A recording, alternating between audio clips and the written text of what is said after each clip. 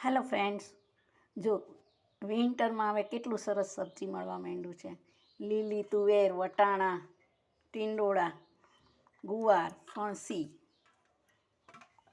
ગાજર, કેપ્સિકમ અને આ શક્કરિયું. અને આ છે બાફેલી દાળ અને આ છે બાફેલા ભાત. હવે જો આપણે છે ને પહેલાં આ શાકને વઘારી દેવાનું છે.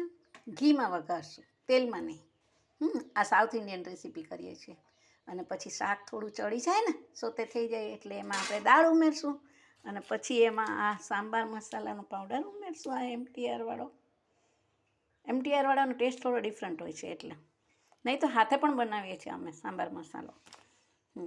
અને એક આ મેજિક મસાલો પણ નાખશું, છોકરાઓને મજા આવે. અને સોલ્ટ.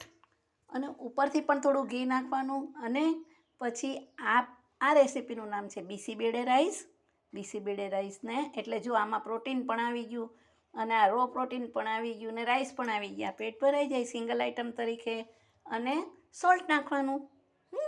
રોજ રોજ દાળ ભાત ન મજા આવે, બરાબર ને? ચાલો મળીએ બીજી વાર.